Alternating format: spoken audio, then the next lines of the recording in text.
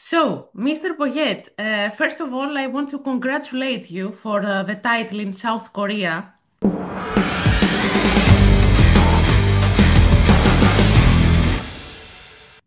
Uh, Thank you. Thank you very much. Thank you. Yeah, Something really, really really good. important. And if you also think that when you arrived there, you found the team in a very difficult situation, and with only a few changes to the roster, you've done Jeonbuk, right? Hmm. Jeonbuk won Yeah, the right. championship even before the playoffs. How important Yes. is this title for you? Well, it's two sides. Yeah, it's very, very important. It's two sides. One, as a professional, you try to get the best teams to be able to win. Sometimes in your career you cannot do it, and you have always the kind of managers they fight in relegation, or they get called when a team is doing bad in the middle of the season, and you are the one trying to change the mood. So when you get the opportunity to manage a team like AEK, that I had the chance, or Bordeaux, or now here Jeonbuk, you always think about that possibility. But like you correctly said, last year Jeonbuk nearly went down. Okay, they play what they call play out to go down with the third team from the second division. They won away from home 2-1 or 1-2, whatever, and the second game at home until the 90th minute it was 1-1. So if the opposite team, second division team, scored, there were extra time and penalties, which it was a difficult. And luckily, they scored the second goal in a break and they stay up. So the objective of the year from the club was not to win the league. Even if your book history is big, it was okay. Let's get back to the top three, to the top four. Let's qualify for the Champions League in Asia. That will be an amazing change from the bottom to the top. And to be honest with you, the first 2 months, we thought, okay, there is a possibility of that objective, but never ever we were thinking about the title. Never. I promise you, never. Okay. Like a fairy And then, tale. and then we click like any job, in certain places you need a month or two, in certain places you need 6 months, even over the place you need a year. And here it was a change, it was a game specifically that we went away to the leaders in that moment, and we played an unbelievable game. We won, and the team got the momentum, and after that it was I think you will understand, it was scary because every game something happened for us to win, and the last minute goal, and last minute equal, and last minute, and we were like that for 26 games. So yes, it was really spectacular, and to get the championship before the playoff also kind of destroy a little bit the league, because the playoff is the most important one in Greece. No, remember when Yes, you play against yes. each other, all the derbies, and it was over. So it's quite a strange playoff, to be honest. So I don't know what happened finally, but for sure you have an ability to rebuild teams. Okay. Well, yes, I think it's more about the understanding, the analysis, and what we say, like making a good diagnosis. For example, when I went to AEK, I had a very, very good chat with people in there. I had the opportunity to speak to half of the team in Spanish because there were plenty of Latins. A very, very good relationship with Branco. Uh, Not only Panagiotis Vulgaris, that was a Finnish coach, but also the translator, Panos, as well, who in the first 2 or 3 weeks, when the team was okay, like we were not really doing well, I get all that information that you need to, okay, where is the main points, or where is the main uh, weakness of the team to attack it. And I think I got the job in like end of October, and I think until January, it was like, okay, it was not better, but then January we were outstanding. So we got to that point where we understood what we were missing. We attacked that problem. We really convinced the players. We started creating something, more mental than footballistically, and that give you the results of rebuilding the team. And I suppose you work also on the psychological aspect. How important is It, this? I th- Here, it was the most important. Here in Jeonbuk, it was the most important. 100%. It was because, like you said in the beginning, we overall, okay, there were a few new players, but started 11. Our main started 11 is only three players. it means that 8, they played the whole season last year. And they played relegation. So it was a big block mentally. And we're working on that a lot with our relationship. If people in Greece, they know Panagiotis, Panos is very open. When we need to work, it works. And it's hard. His precision, they are hard. His runs, they are very hard. But then he had a good relation with the players. He would sit with the players. He will bring stories. He will make them laugh. So the atmosphere changed completely from the beginning. When the players from Korea, they understood that work, relax situation, Work is work. they embrace it. Yeah, they embrace it. They embrace it in an incredible manner. To a moment that we had to stop because they were asking for too many things, day off and this. And we had to wait, stop. But I think that created an incredible atmosphere at the training ground every day. And when winning, you get closer and closer and closer. And I don't know if you saw the celebrations. They were outstanding. They were top level. So I turned the page. When you took over the national team, many people said that it was a team without identity. What was the first thought? What did you want to change at the mentality as we talk about psychological aspect and mentality and its image? Well, I think in the beginning, I was new. National team is a completely different job. So it was new for me. So I had plenty of questions in my head. I spent a lot of time picking the right players in the beginning, okay, to set up the base, okay. I can say now because I'm not there, but I had a few chats with a few players. The easiest one for me was Petros Mantalos, obviously, because I knew him from my time in AEK. I had a long chat on the phone with him. We talked about everything that happened in the previous 2 or 3 years.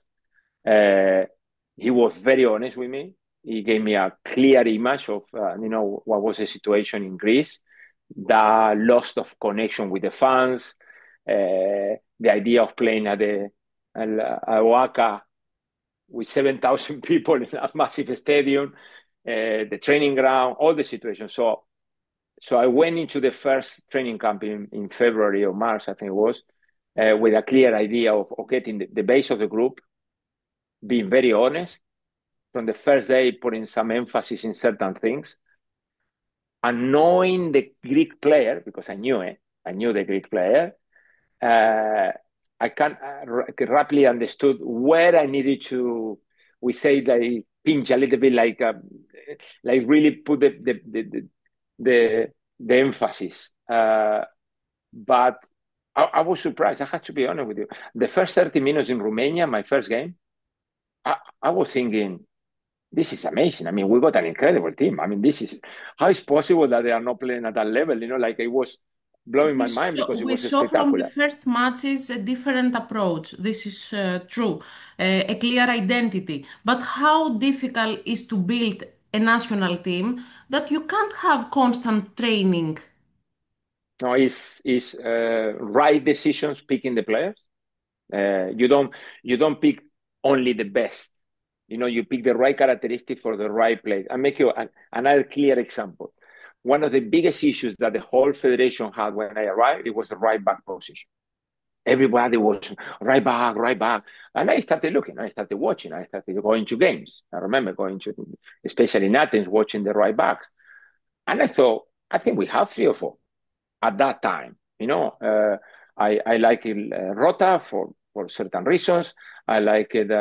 It was a young boy in PAOK that it doesn't come to me now. But I thought, I don't think there is a problem there. I look a lot about Saliakas. At that time, was still in Greece before he went to Germany. And I say, okay, I'm going to call 1 or 2 now. And then in June, I'm going to call another one. And I'm going to have them with me. But with the decision made in the beginning, I thought that Lázaro Rota was the correct one. Then, obviously, we were lucky with the arrival of Baldock, rest in peace. But it became a strong part of our team.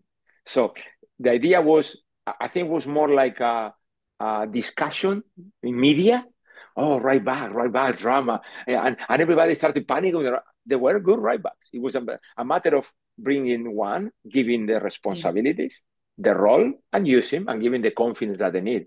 And to be honest, for me, Lázaro Rota was outstanding. I mean, the triangle that we made, Baldock, Masuras, Bacacetas, or Rota, Basura, Bacacetas, was extraordinary, was natural. We didn't need to tell them nothing. They will sort out many problems. And that helps to build the team that you want. And we saw wins, good performances against France, the Netherlands, and that heartbreaking loss to Georgia. Yeah. Fans returned to sold-outs. They start believe again to the national team, and this team changed. Uh, did you feel that? Yeah, the team changed completely. Yes, I think when we won the 4 games in the Nation League, we were already a team feeling that we can beat anyone. Then we needed to test it, and France and Netherlands, as you said. I found that before the playoff and before Georgia, most of the people they were very nervous about playing the semifinal. And that was a good point because we knew that we had a great chance to win at home, already playing at Ike Stadium, and it was a tremendous performance, 5-0 in a semi-final. But I think after that final, everyone, I'm talking about everyone, I don't leave anyone out, it was a little bit of an overconfidence that it's done. And it was not done. And the proof that it was not done is how well Georgia done in the Euros after, because nobody believed that. And it was, you don't imagine the dressing. After 2 years and a half or 2 years at that time, having incredible moments with the players, and had to get through the dressing after that loss. You don't imagine. It was tremendous. It was no worse. It was no way to lift the players up. Players thinking that they will never have the opportunity to play a big tournament again, and it was really tremendous. But that's when it's coming the job of the coach. When you win, you are not that good, and when you lose, you are not that bad. It's football, and for whatever reason on the day, probably was the game that we felt as a team, more pressure than any other one. Bigger pressure than playing France, bigger pressure than playing Netherlands. And the consequence of that is that from the 6 changes that we used that day, 4, there were 4 cramps. Players that they were really fit, playing every weekend with any problem. And those cramps are because of the tension, the responsibility, the pressure. That's football. And I think sometimes it was hard, but sometimes you need that knockdown to make you realize that it's not that simple. It's not that easy. That match against Georgia was the big missed opportunity. What Yeah. remains with you from that night? Well, people ask me if I had any regrets. People ask me if I changed something. I don't like after the games to say why I didn't do this, why I didn't do. I analyze myself. I play our best team, okay, from the beginning, the team that everybody was expecting. We knew exactly the game that was played because we watched the Georgia a lot. We had time to watch it. We knew the danger of Georgia. We knew that they were very, very strong in a break, that they were very well organized, very deep defense. So it was the typical game that we needed to be good on the ball on the day for us to create opportunities. If we were not outstanding on the ball, it would be very difficult, okay? And when we try to change things without throwing the game, it was one of the few, if maybe not the only one, that the changes that I made didn't impact the game, which is also like saying, okay, the idea that you have, why I'm going to put Costandelianos on the left? Because that right center half, he got a yellow card, we can attack him, we can make it suffer, he cannot make a foul, we can get, why I'm going to put Giacomakis and no Pavlidis? All had a reason on the day. Of course. And after after the game? No, the reason was not correct because we didn't win. But that there are moments that you need to make decisions. But I think the most difficult for me on that day, it was not being able to use 4 of the 6 changes for tactical reasons and just have to make the changes because of cramps. And when it's cramps, it's more or less one right back for one right back, one central defender for one central defender, and you don't have options to manage the game. But Greece got back on the map, Yes, even though qualification didn't come. Did you feel that during your time here at the national team? yes. Especially the connection with the fans. It was hard for me to get the team watching the games previous to my arrival with the Oaxaca empty. And one of them in the back of my mind, apart from doing well, winning games, qualifying or whatever, it was to bring the people back to the stadium.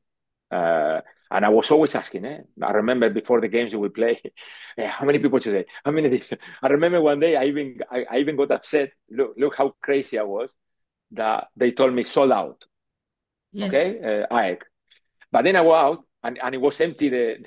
The fans of AEK that they didn't allow people going there, and I got upset. It's not sold out. It's empty. I know that, but it was sold out. In reality, the tickets that were for sale, they were sold out because we wanted to fill the stadium because it was something that I knew that for a Greek player that had 2 years previously playing in an empty stadium, it will bring something extra, and it proved it. I mean, he proved the game against, the semifinal before Georgia. It's not coming the name. Kazakhstan, no? It was that we, Kazakhstan. yeah, it was full and it was final and it was spectacular. That kind of situation. And I felt it after because, to be honest, okay, that we didn't renew, but I was able to go and see the team when they came to London to play England, and I was in the hotel and I was with the coach and we met with the players. Okay, it was a bad night because of what happened to Baldock the day before, but it was like I felt part of that group, even if I was not the coach anymore.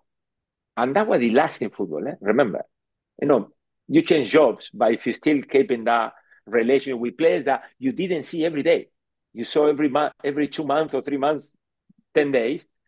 That's the important part, I think, of life and coaching players. And also, you showed that you didn't care about colors, only about the players. Yeah. Players in good form. There were players from Olympiacos, from PAOK, from AEK, Panathinaikos. Do you think that it was something that the players appreciated to you? I think the players appreciated, and everybody knew that it was no politicians or no politics on my decisions. Okay. And I think the coaches that come in after me, including Giovanni now, they took advantage of that. That is natural that you call any player. But when I arrived and it was all that mess publicly, because in reality, it was for us, it was nothing, that the federation, the Olympiacos and drama, I mean, Olympiacos with me, you don't imagine they were outstanding. Every time I asked for a ticket, they give us tickets, they let us get in. They even offered me one day to train at the stadium. They were outstanding. So it's like even if I was part of the EPO, I was outside.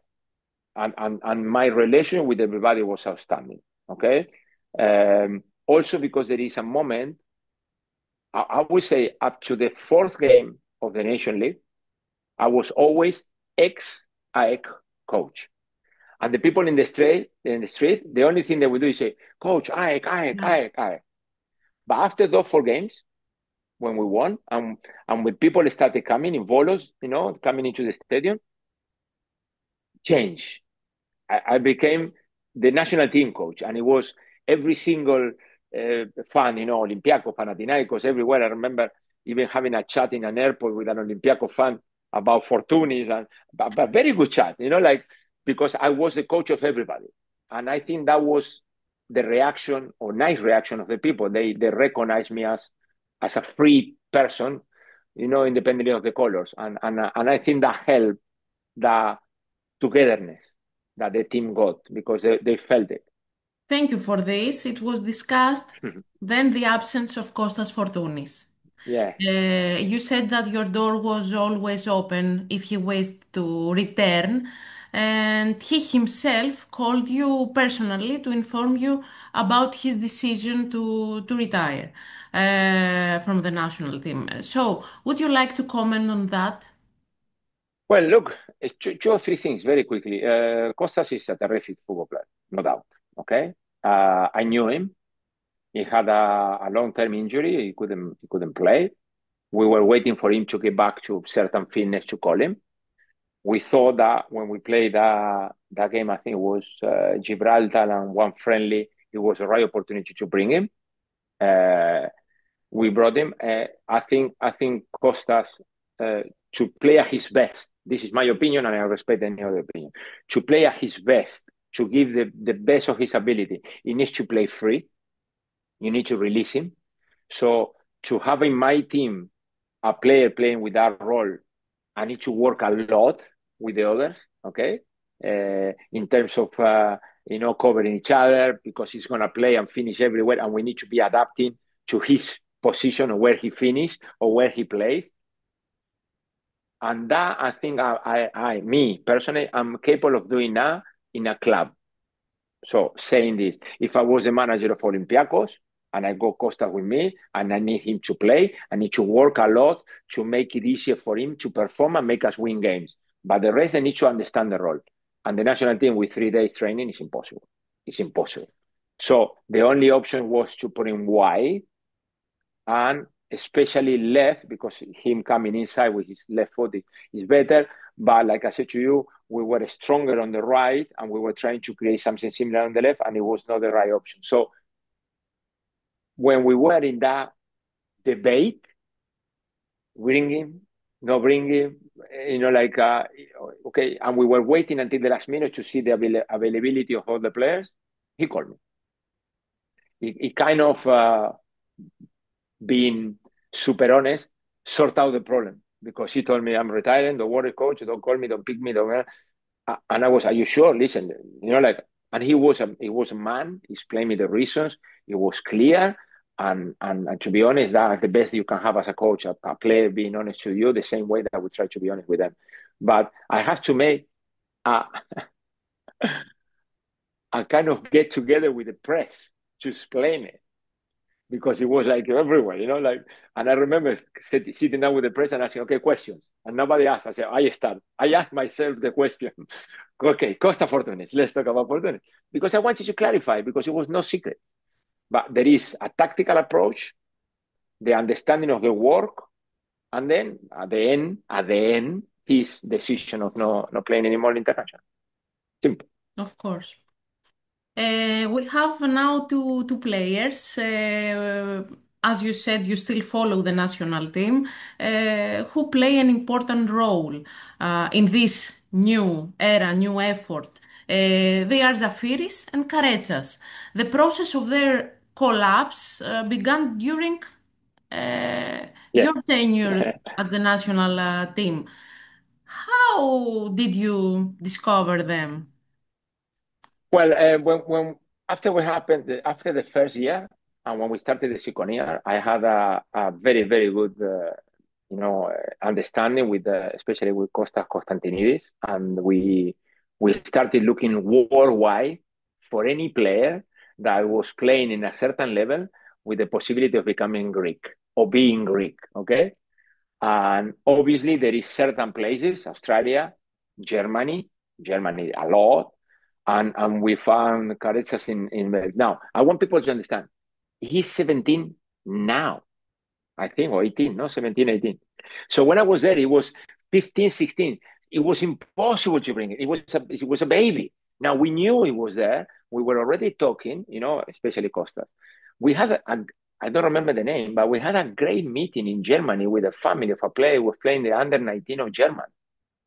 He was playing for the national team of Germany, but he had a Greek passport or Greek descendant. And we talked to them. But at that moment in time, it was impossible to promise 18-year-old, 19, yeah, come with us. You're going to play in the national team, because I don't like to lie, So there were situations that we were looking for the next generation. And these players, they were under the radar, but waiting for the right time to bring it, especially because it's always a transition. And certain players that were getting to a certain age, that if you are ready with the ones, you can call them and start bringing them slowly. Now, they were a little bit quicker than what I expected. The coach threw them there and they did very well. So I'm very pleased for them. I'm very pleased for them. How do you see the process and the progress of national team now? I think that the coach was, I like the coach first. I like him. Okay. I think he was very, very intelligent. Okay. I think he even with his own ideas, for example, the first and the second game, because it had time, it was September, because in June after I left, it was a caretaker or interim. He didn't change completely the squad, like I'm coming here, I'm new, 15 new players. So it took his time, watch, seeing, and he started putting his emphasis in certain differences, for example, what he likes to play from the back in a certain way, different to me. But he maintained a little bit the core of the team and start bringing young players. So very, very intelligent, clever. Okay. Then the team grow. I think it continue a process and it got better. And again, now I'm going to say exactly the same what I say our game at Georgia. Because the team was getting better, because the team done well in the National League. Now everybody think you must qualify. Now we are better than anyone. No, because Denmark got good players and Scotland got good players, and it's not that simple. So you need to be careful. Now, I thought that it was a better possibility. Okay, it's not the same to play France and Netherlands than to play Scotland and Denmark. And I'm going to say something that I said 2 months ago to Greece. I think Greece lost this qualification in the first half in Scotland. Because in the first half in Scotland, if the game finished 0-3, it's normal. But because Greece didn't score in the first half, and then they came to the end, and Scotland had nothing to lose, and they started putting balls in the box, then the game was lost. And that was the key moment of not being able to qualify. So imagine if you need to play 6 games, and because of 45, you are out, that shows you how difficult is football and how sometimes even unfair. So my shout was, keep the coach, keep believing, don't destroy something that is going in the right direction. Maybe not as quick as everybody would like, but the same that I wanted for me, I want for the coach to stay and keep building this team and making sure that the fans, they still together and believing in the team. What do you think are the main things missing from Greece to return at a major tournament? I think in the key games, okay, the more you play important games, the easier it becomes. But I think in the important games, you need to make the difference. In Georgia, we didn't score. We scored in practically every game, I think. I think it was only one game we didn't score in France. Away at France and Scotland. In Netherlands. But you need to score in those games. You need to make the difference when you are good.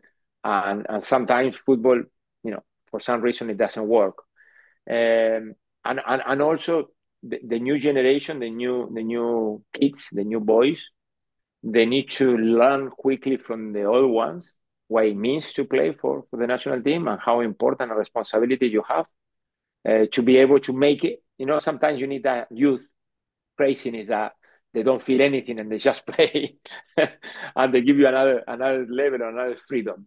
But I think that the base is there, and it's keep believing, keep insisting, and don't stop. Do you follow also the Greek Super League? Yes, I do. Yes, all the time. How do you see this year? Which team has impressed you the most so far? And do you see any favori for the title? Well, it's difficult to say now because it's quite tight. I think I was a bit worried, okay, a couple of months ago. I think that the amount of money spent by the clubs is huge, huge. You never see it in Greece. I don't know, in the last 10 years, there was no teams being able to buy certain players and to pay the contract they are paying, even coaches with Benitez now. So if you are able to take all this spending into keep doing well in Europe, it's great. If the teams, they don't do great in Europe, maybe in 2 or 3 years' time, we're going to be suffering from financial problems. It's like those kind of booms, China, boom, and then boom, disappear. And when you need to deal with the different things, financial fair play and certain things, I think is great for everybody, for coaches, for players, it's fantastic. But there is a big spending now. So that is making the league more difficult and more competitive and stronger. And they're coming players that maybe 5, 6 years ago you wouldn't have. Without going too far, my team from 2016 in AEK, we didn't have a player of the caliber of Jovic or Marshall that it was last year that play at Man United. So the level is growing, and the most important now, this is with all the respect, is to be able to maintain the financials. If the Greek teams they are able to maintain those financials, I think the future of Greek football is amazing.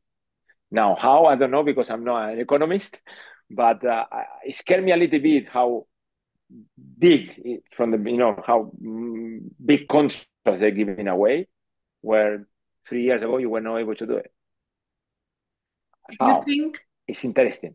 You think can the Greek teams become competitive again in Europe? Well, I think Olympiacos that's with the win of the Conference League, and this year I think that convinced the other teams.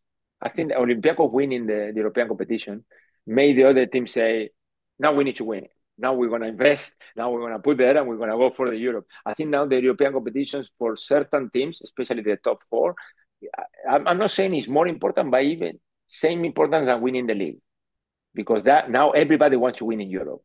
And I saw PAOK in Europe. They looked amazing, and they looked really strong. And then I watched a game against Panathinaikos, and I thought, what happened? What? It's not the same thing that 4 days ago. So that's the only situation that also we coaches and the players and the fans, they need to know. The players that they play at Real Madrid, Barcelona, and the top teams that they play constantly in Europe, the players, they are in a certain level that they are good enough to perform Thursdays and Sundays. Thursdays and Sundays, all the time. And then there is players that they need to play Saturday to Saturday or Sunday to Sunday because they cannot cope with the same level playing 3 games in a week. Okay? So there is certain players that can do that and certain players they cannot. Mm-hmm. And that's also trainable. The more you start playing, because we all started. I play in Zaragoza, and in the beginning we were not playing a midweek. And then we become a European team and we start playing. And then you need to get used. And the more you play, the better you become. And I think this is something that for the Greek players is going to be interesting. When they keep playing in Europe and they play until March or finals. Because then you become a European player, which is better, not only for the national team, but for the local football. Indeed. You've won trophies in Latin America with Chile and in Asia now with South Korea. Do you believe it's time for one in Europe? Yeah, well, I only won in the 3rd division in my first job in Brighton when we won the title, but it was my beginning. I thought that time football would be very easy. What wrong I was. But yeah, I think the aim in the future, I don't know when, is to go there. I think now we are like everything, you know more. We are able to adapt better. Our analysis is much better. Certain things that we are convinced and we see that the players they take it easily. So that kind of situation make us believe that if we get an opportunity in a place in Europe for a team, playing for the league, it will be fantastic. And finally, in Greece, and especially among AEK fans, you remain very, very popular. Is a return someday in your plans? I think we will be always, in the frame of any of the teams. Obviously, AEK easier because of my past. I think I had a moment with Alec that all the Alec fans they would remember because I remember Melissanidis asking me especially for that. In my only season in Greece, Olympiacos was unbeaten, and we were playing at home at that time, Oaxaca. And I remember Melissanidis saying, "That's the game that you must win. They need to lose the unbeaten record." And that game was massive. It was absolutely massive. And being able to beat them and take that from Olympiacos kind of make you closer to the fans naturally. Obviously, after winning all the derbies, because we won the three in a row, 1-0, it make it special. Unfortunately, it finished early, but okay, it was a big opportunity for me to go to Spain, so it was something that I needed to do. So, coach, thank you so much. Pleasure, It's been an honor for pleasure. me, and I hope to see you again in Greece. Me too, me too, me too. So let's hope. Finger crossed.